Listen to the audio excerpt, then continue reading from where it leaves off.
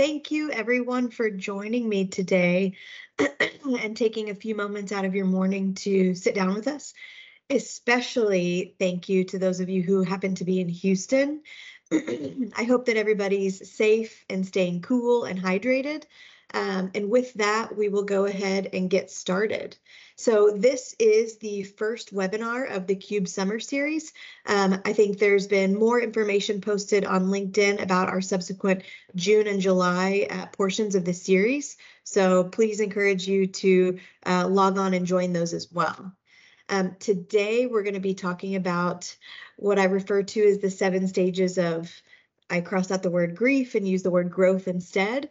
But really what I wanted to do as I was working with clients over the last couple years was I noticed that everybody's going on their own kind of journey that mimics or mirrors what replicates the 7 stages of grief as they absorb the new emissions regulations world or framework that we're in.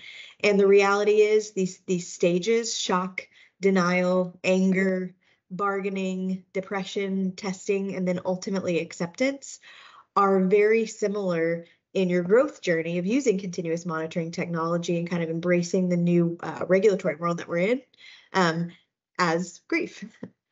And so what I want to do is kind of walk you through before I jump in there. I want to walk you through all of these stages, giving various kind of anecdotes or questions, common questions that we get from clients in each stage. The hope is that each of those kind of resonates with you and you can kind of figure out where you are on your own journey. And then we can help you get ultimately to the stage of acceptance.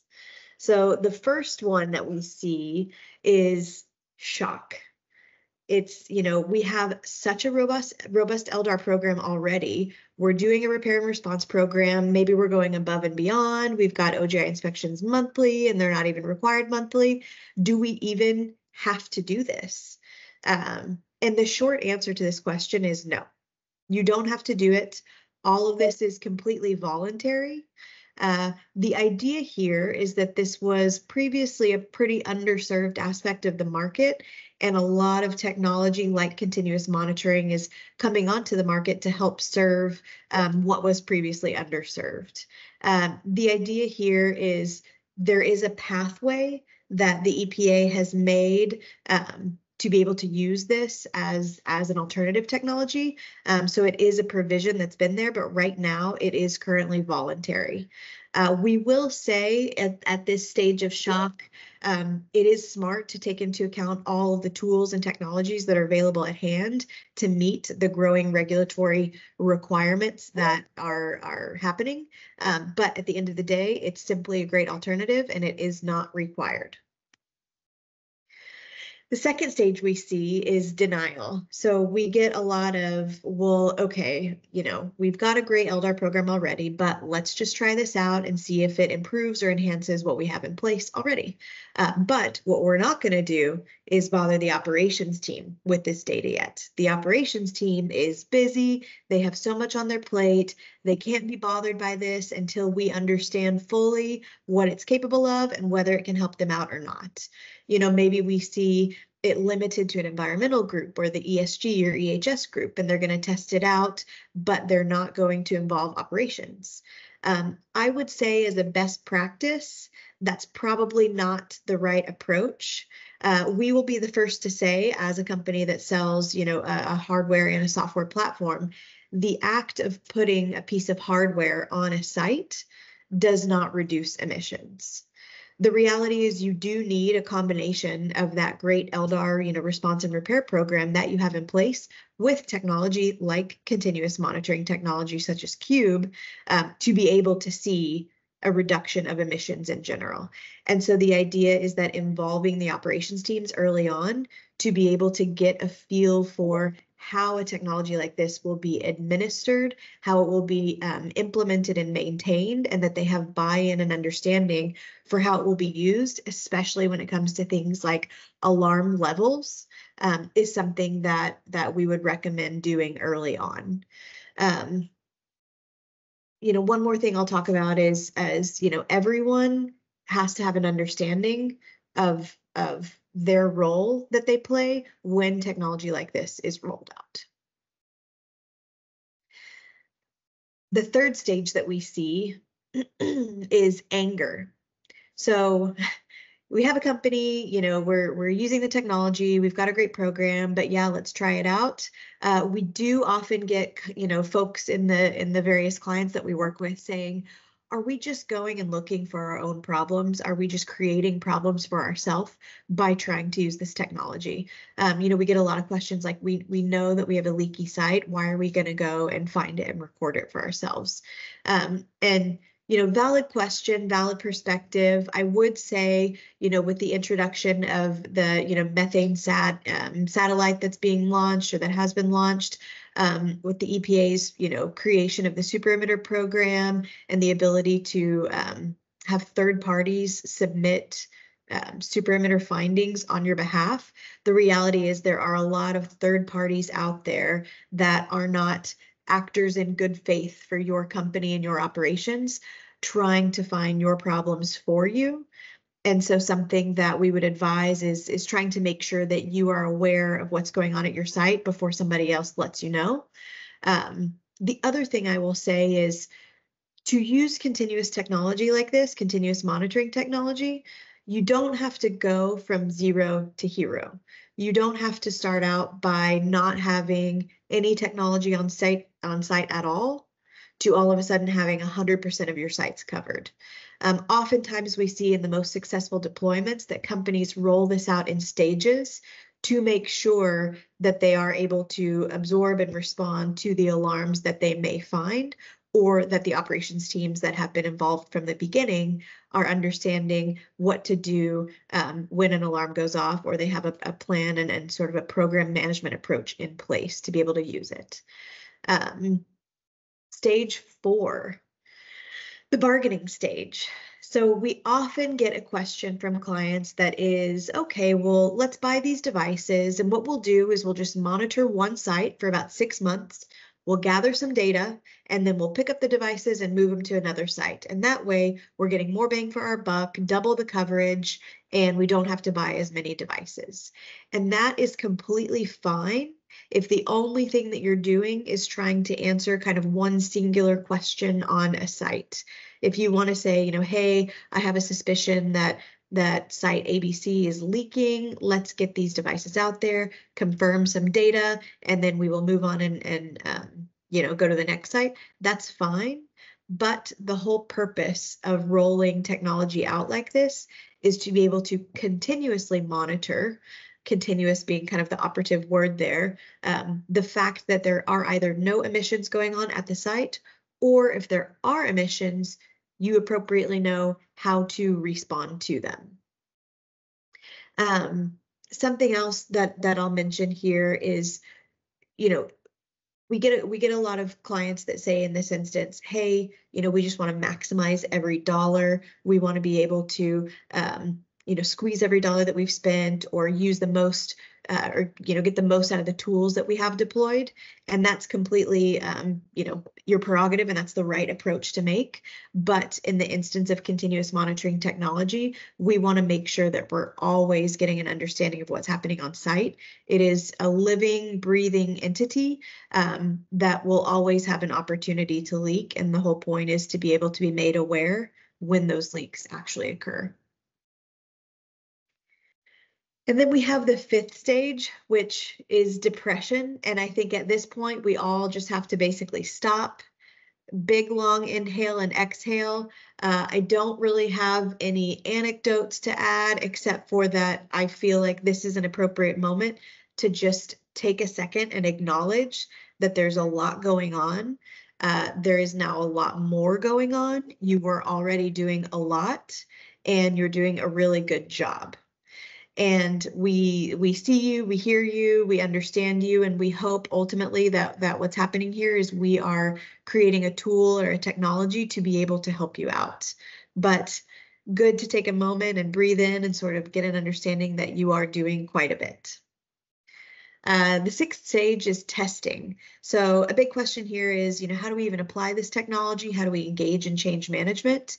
At the end of the day, this is not a piece of hardware that you just slap on a site. I've already said that earlier, and it just goes. There does need to be a bit of an understanding of how that data flows, who responds to it, and things like that.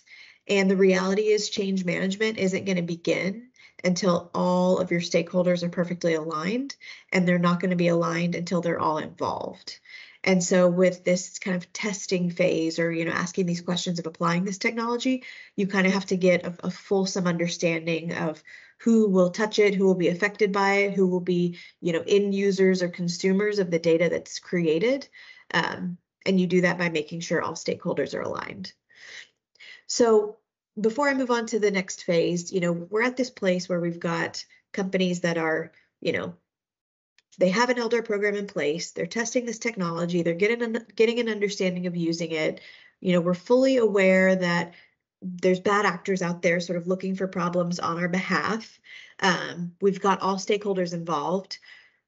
We're finally at this place where we've piloted the technology. We see that it can add value. It is helping us. Maybe there's, some data or findings that we couldn't previously confirm, but now we have empirical data to prove it out. So we're at a place where we see potential.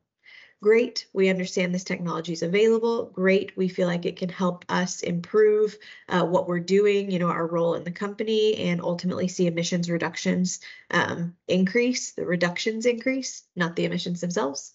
But we have this big question now. We've tested the technology, sure it's valuable or can be, but what now?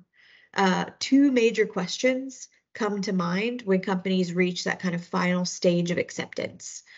And the first is, what can I hope to see in my first year of using continuous monitoring technology? How can I kind of show that there's value out of this in a tangible way? And then secondly, what is the value of deploying this technology versus just remaining with status quo? And so I have a few slides where I want to answer both of those questions for you using some kind of data to supplement.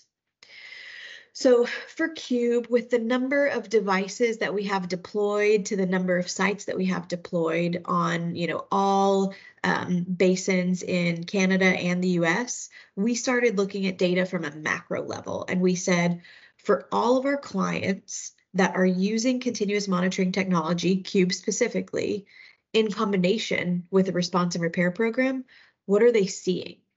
And we sort of started to break the data out into two sections. The first section was the first 3 months, and then the second section was the 9 months of that first year. And in the first 3 months, what we saw can really be categorized as low-hanging fruit.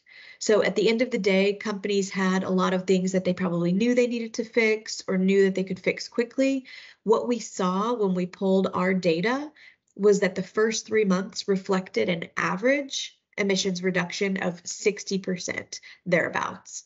And that is a pretty significant reduction of emissions, and it's very front-loaded and very quick to see in the first few months. And the reality is that's because people quickly understand, you have leaky valves, you have unlit flares, you have compressors that you need to, fix, and the data is kind of pointing you in that direction. And so people tend to see quite a bit of improvement in those first few months, especially if you have an LDAR program in place already. First thing that you do in this section is you baseline the emissions of your facility. We always suggest to clients that they take that first month of deploying data and just get a full month baseline understanding of the emissions that you're working with before you attempt to do anything else. So the reality of that 60% reduction on average is really seen in those second 2 months when people set alarms and are actually responding to them. The second, right, actually, this is another slide that sort of shows supporting evidence of this. What I did was basically just sample pulled 5 clients at random, and I said, let me look at and chart their first 3 months of data. So you can see each bar represents month 1, month 2, and month 3, and what their average percent reduction was over that 3-month time frame. So this is just kind of in support of what we see as a whole across our client base for companies that use Cube's technology in combination with a response and repair program. So you can see it varies. We have 80% on this chart. 56% is kind of the lowest in this instance, but it's quite an impactful number in those first few months. The second phase of that first year, which is months 4 through 12, we refer to as continuous improvement. And ultimately what we see in that cumulative first 12 months of rolling out technology, rolling out Cube's technology, is an over 80% reduction of emissions. So like I said before, the first 3 months was a 60% reduction. Those subsequent months represent an additional 20% of emissions reduction. And what that is, every subsequent month you're improving, you're in this continuous improvement journey, and you're starting to really, move past the low-hanging fruit that you can fix and really start to see operationally what you can improve on. These are the months that we see clients really embrace the data that they have and not just respond to alarms and quickly get those fixes completed, but really start to look at the data that they have and look at trends that correlate to operational activities, and start to see what they can do kind of at a larger scale than just a respond and repair reaction to be able to drive down emissions. This is also the phase that we start to see clients take an alarm level that they're comfortable with and start to work to drive it down lower and lower, which means that clients are starting to get more and more responsive to even the smallest of emissions because they've got a handle on larger emissions and what might be causing those. And this is the stage that we really see clients embrace this as a program as part of their company's emissions reduction program. So the second question was why Cube versus just sticking with the status quo? Well, right now, the status quo, as the EPA defines it, is, on average, typically, depending on the type of site that we're talking about, we'll give kind of a sweeping average of about 4 OGI inspections a year. So 1 quarterly, that's what we're roughly defining as status quo. That is awesome. Going from 2 inspections a year to 4 inspections a year is doubling that. For companies that go from 4 inspections a year to monthly, 12 a year, that's also a great improvement. But there's nothing that can quite beat the idea of having continuous monitoring on site, as opposed to stepping up the frequency of OGI inspections, especially when it comes to this new provision or program that the EPA has put forward with the super emitter events. We have a graph here that I'll walk you through. So this is a client of ours that has been with us for a while. They started out with us at the end of 22, early 23, and they said to us, once the EPA rolled out the super emitter program data, they said, pull our data for 2023. And if this program was in place, what would our exposure have looked like for the 2 facilities that they are on? And the reality is they would have had quite a few instances in just about every month of the year, some super emitter events that occur. What you can also see from this graph is that the number of super emitter events that occur do go down over the course of the year as they start to get a grasp on what might cause some super emitter events.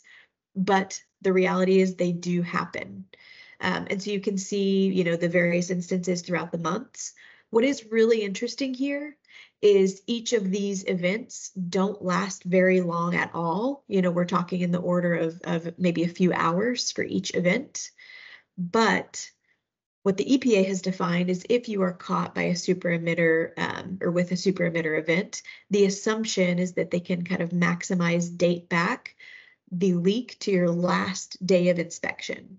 And so that has the potential to be somewhere around $200,000 of a penalty for every super emitter event that you're caught for, when the use of continuous monitoring technology can actually allow you to time bound those super emitter events that happen to get caught, and you can reduce the amount of time from an assumed 90-day worst case scenario to defining it as only the few hours that it did occur, and being able to reflect and show that you found out about it, you responded to it, you knew what it was, and you fixed it in X amount of time, which is inevitably less than 90 days.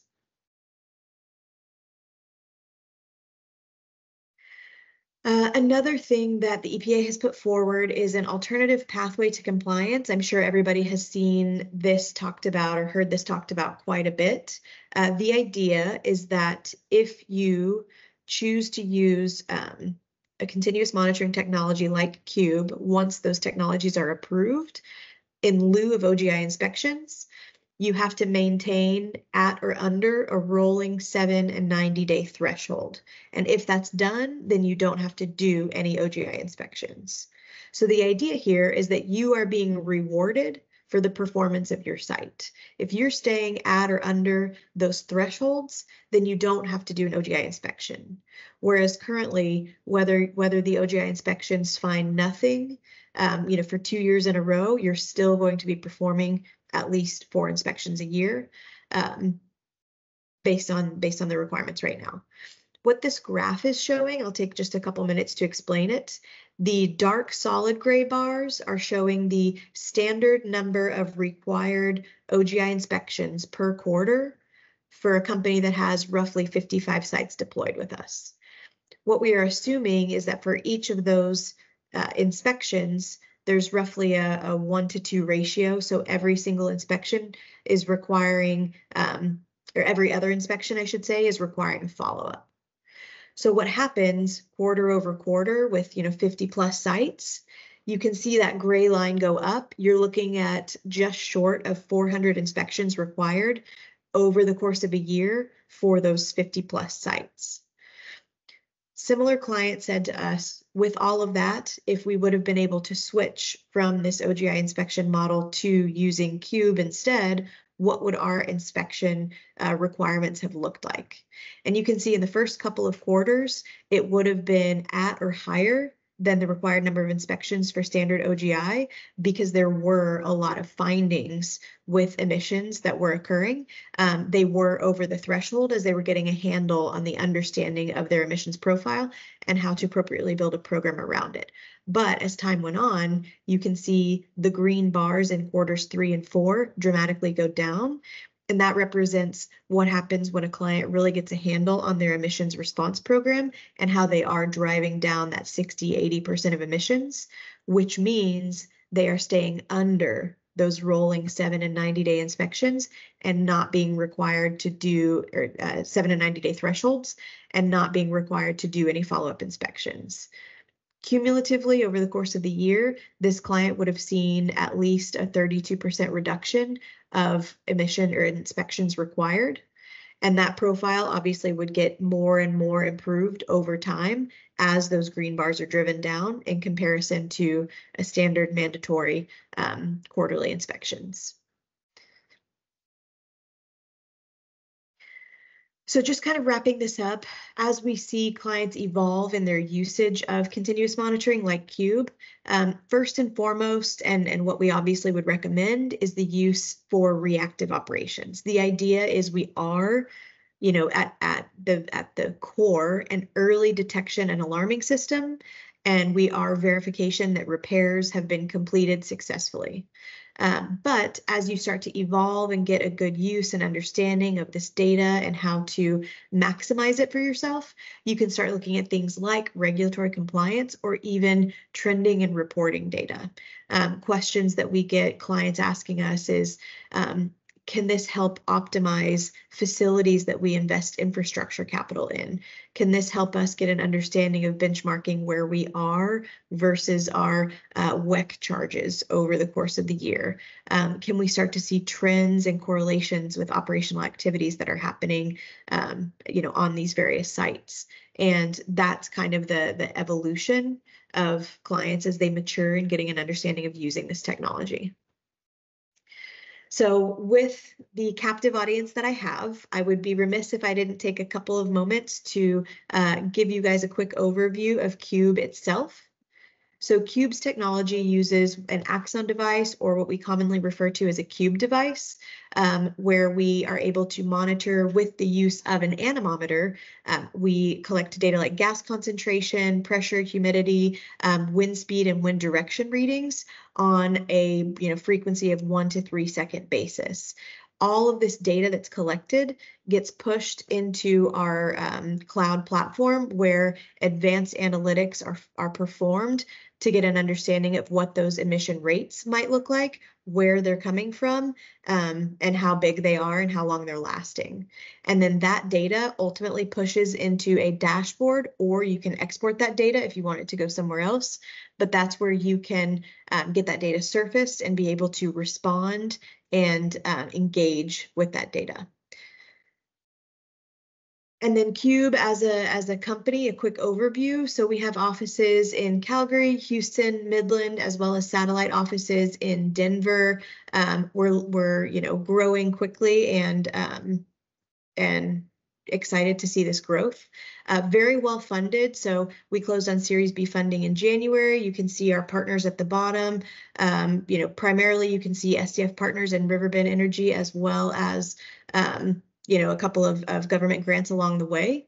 The name of the game for us is detect, quantify, and localize emissions. As far as experience goes, we've been deployed in 9+ countries, like I mentioned, every basin in the US and Canada. So as far as what the environmental conditions that planet Earth has to throw at us, we've experienced it, high humidity, low humidity, really, really cold months, lots of snowstorms, lots of, sunlight or lack thereof. And we've got some great experience there. We're looking at working with 80+ companies over the course of the last couple of years, and we saw huge growth from 22 to 23, as well as additional huge growth from 23 to 24, and we're tracking to see some really immense growth this year as well. The last thing I kind of want to mention is that we do have a track record of being approved by a regulator. So we are not the only, but we are the first of its kind in North America to be approved for continuous monitoring. So the Alberta Energy Regulator approved us, which basically states that the use of continuous monitoring with Cube is as good or better than the requirements put forward for the Alberta Energy Regulator to be in compliance. So we're hoping that trend continues. We're really excited to be able to help out the folks on this call and to get an understanding of where you are on your journey and how we might be able to help. And so with that, a huge thank you for taking your time out. If you have any questions, please send me an email.